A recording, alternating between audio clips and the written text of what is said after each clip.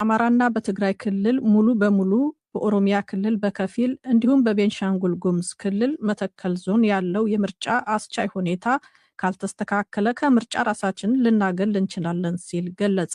ቅንጅቱ በእነዚህ አካባቢዎች ሁኔታዎች በአስቸኳይ ፖለቲካዊ መፍትሄ ተሰጥቷቸው የእጩዎች ደህንነት ዋስትና እስካላገኘ ድረስ ይፋዊና የአደባባይ የፖለቲካ እንቅስቃሴ ከማድረግ እቆጠባለሁ ብሏል። የአዲስ አበባው ዘጋቢያችን ሰለሞን ሙጬ ተጨማሪ ዘገባ አለው።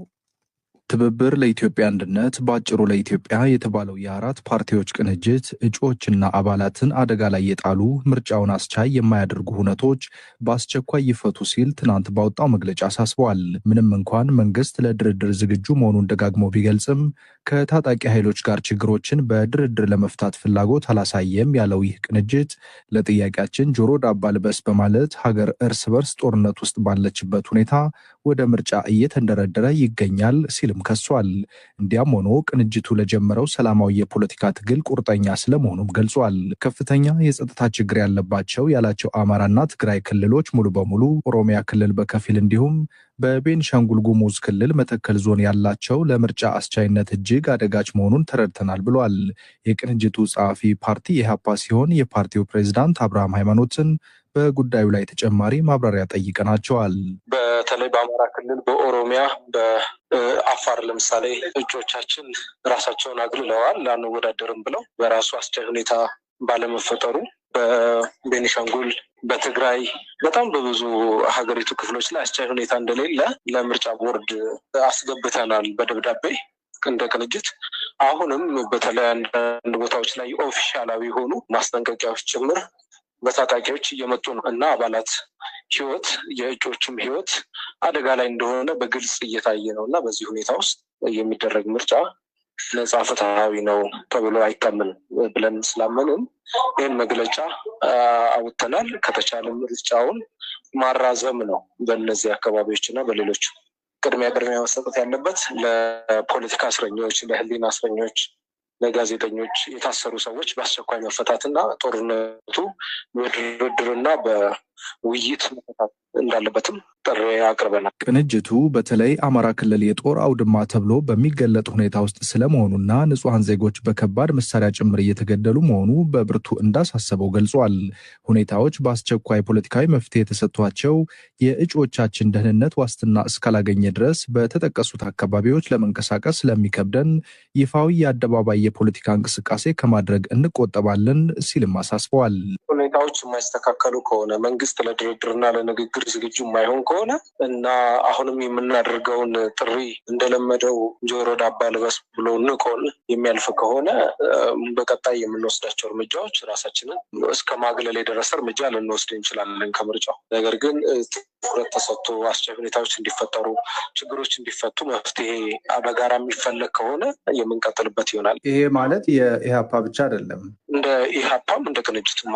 መጋቢት 9 ቀን 2018 ዓ.ም በአማራ ክልል ደቡብ ጎንደር ዞን ስር ባሉ የወረዳና የከተማ አስተዳደሮች የፋኖ ታጣቂዎች የመንግስት የስራ ኃላፊዎችና የጸጥታ መዋቅሮች ላይ ያነጣጠረ ጥቃት ተፈጽሞ ሰዎች መገደላቸውን የዞኑ አስተዳደር አስታውቀዋል። በክልሉ የሚንቀሳቀሰው የአማራ ፋኖ ብሔራዊ ንቅናቄ ምርጫ የሚሳተፉ ፓርቲዎችን ባለፈው ሳምንት አስጠንቅቋል። የትግራይ ክልል ሁኔታም እስካሁን የለየለት አይመስልም።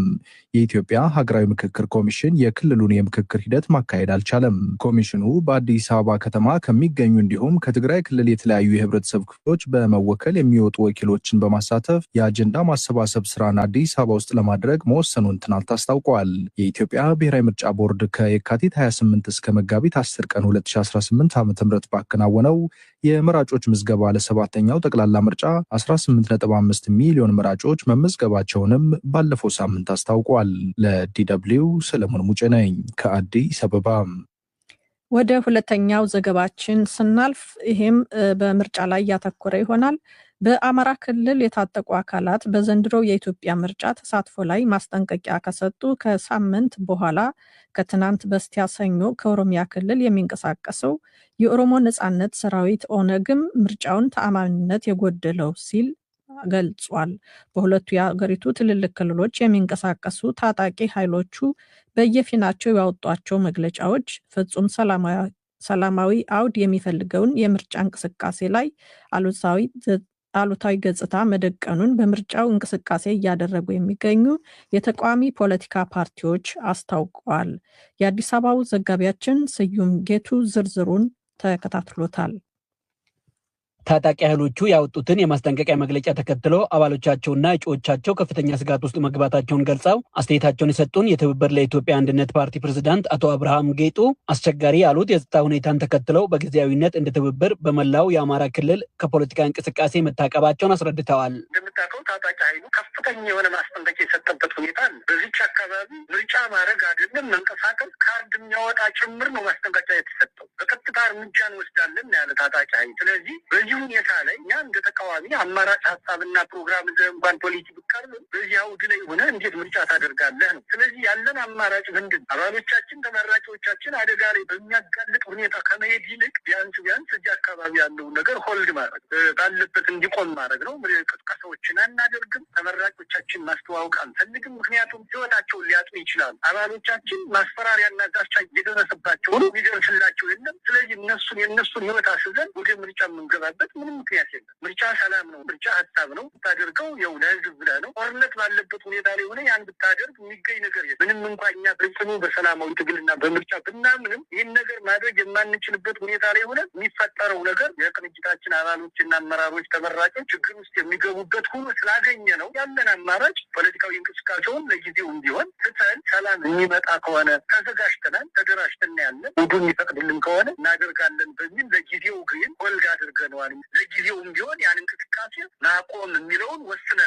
በመላው አማራ ክልል ምርጫ ላይ እምነት የማይጥል ተመሳሳይ የታጣቂዎች መልእክት በተላለፈበት ኦሮሚያ ክልልና ሌሎች የሀገሪቱ አካባቢዎች ላይ ግን አስቸጋሪ የሆኑ ቦታዎች ላይ በምርጫ እንደሚሳተፉ ትብብር ለኢትዮጵያ የተሰኘው የፓርቲዎች ቅንጅት አስታውቋል። ፕሬዝዳንቱ አቶ አብርሃም አንጻራዊ የሆኑ ደግሞ ሰላም ያለባቸው አካባቢ አሉ። ለምሳሌ ጅማ፣ ምስራቅ ሸዋ አካባቢ የሚያስችሉ አካባቢዎች ኦሮሚያ ክልልም ቢሆን እንሳተፋለን አስቻይ በሆኑ ሁኔታዎች ላይ። ደቡብ ክልል በአንጻራዊ ሰላም አለበት ብለን ስለምንል እዚህ አካባቢ ፖለቲካዊ ፕሮግራማችን እና ሀሳቢያችን ለህዝብ ሰጥተን እንሳተፋለን። ሌሎችም እንዲሁ አንጻራዊ ሰላም አሉ የሚባሉበት አካባቢ ተሳትፏችን አናቆም። ነገር ግን እኛ በምንፈልገው የስልጣንና የፖለቲካ ሀሳብ ምኞት በምናደርገው እንቅስቃሴ አባሎቻችን ዋጋ እንዲከፍሉ አንፈልግም። ሌላው አስተያየት ሰጪ የህብር ኢትዮጵያ ዲሞክራሲያዊ ፓርቲ ተጠባባቂ ምክትል ሊቀመንበርና የምርጫ ዴስክ አስተባባሪ አቶ አበራ በቀለ ናቸው። አሁን ስጋታችን ሆኖ በአማራ ክልል የሚንቀሳቀሰው ኃይልም ቢሆን በኦሮሚያ ክልል ያለው ለምርጫው የሚሳተፉ ሰላማዊ ታጋይ ፓርቲዎችን ምርጫው የምትሳተፉና በዚሁ የምትቀጥሉ ከሆነ